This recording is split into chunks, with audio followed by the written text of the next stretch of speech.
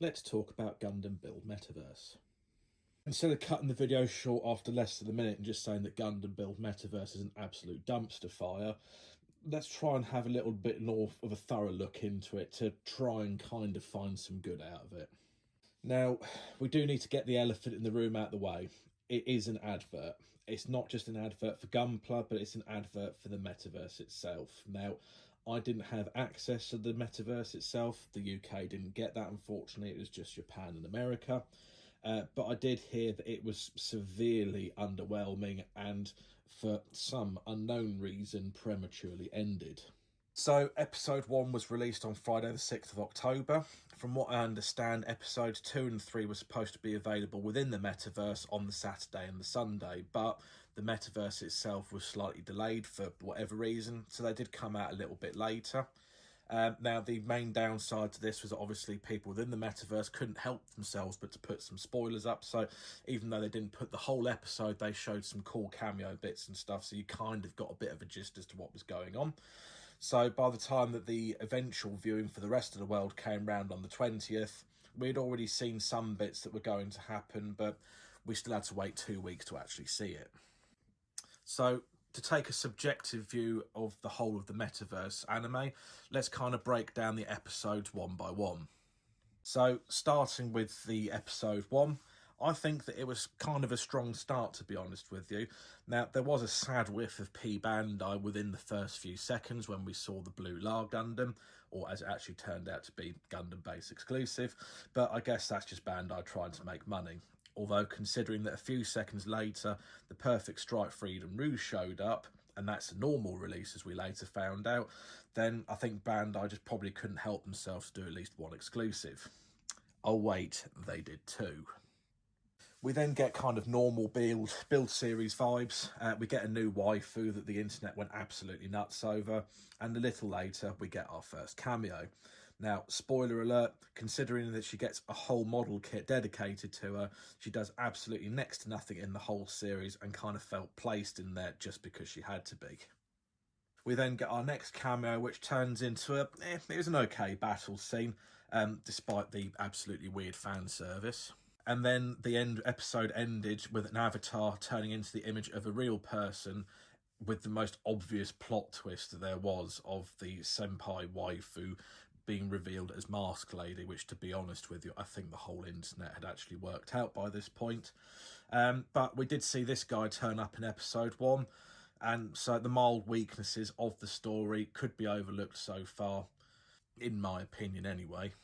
And that was episode 1. So episode 1, it wasn't too bad. You know, got some good cameos and stuff. It's kind of building up to it. You think, oh, actually, this might be kind of an all right series. So shame we got to wait a couple of weeks for episode 2, but, you know, we'll see how it goes.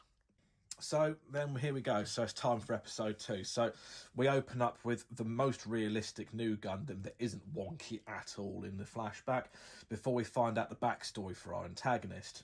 She goes rogue and evil because of a falling out with her sister. That's kind of it. I mean, they could really patch this up by just like having a talk about it outside the game, but plot, I guess. Then get some more cameos and whatever the fuck this avatar is. Though episode 2 did kind of redeem itself, because being an absolute Re-Rise fan, hearing the Core Gundam docking music and seeing that was actually amazing. I really loved that part of it. But unfortunately, that alone just couldn't make up for episode 2, just kind of feeling very meh. You know, especially when at the end, the bloody senpai waifu just dumps her problems on Rio, even though she could still just pick up her phone and talk about the issue, to be honest with you. And then we move into the final episode. So at this point, we're hoping things are going to pick up and it will end the series nicely. So we have big battle going on. You know, we have plenty of cameos from sort of characters and different mobile suits. There's this huge battle, and the writers just quickly shift focus to Sei versus Meijin because the actual plot wasn't even fun enough for them. The big mobile suit is finally revealed around the new main story that is now going on, and it is then quickly destroyed by an entry grade, which isn't necessarily great for who's going to turn out to be the next Lady Kawaguchi. And then the episode ends, the series ends basically kind of where we started. Now, people have said that if it had a bit of a longer run time, there could have been more development, you know, for characters, plot, etc. But to be honest with you, I think the plot was just far too weak, and more airtime just couldn't save it. In my opinion, I think they just need to rewrite the whole thing to make it better.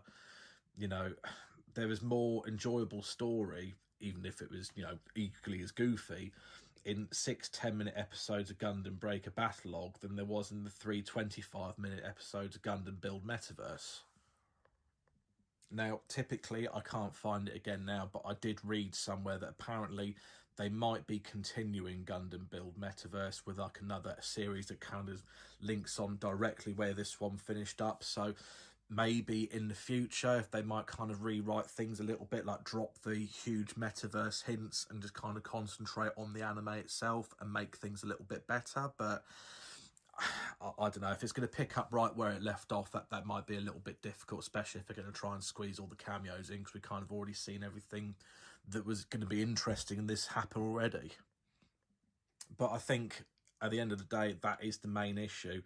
It was an advert for the metaverse, and they was under too much pressure to kind of make that the key focus rather than the story, and obviously to sell the model kits. So if the metaverse was already underwhelming for a lot of people, a very meh story isn't actually going to save this whole anime series entirely. It's impossible. So there we have it. You know, cool kits and cool cameos, yes, but otherwise they couldn't save what was a very poor series. It's a shame because it had a lot of hype around it. Like when it first came out, you know, it was going to be the anniversary of the Build series and this, that, and whatever. And I thought it was going to be really good, but yeah, it definitely was. Unfortunately, Gundam Build Metaverse.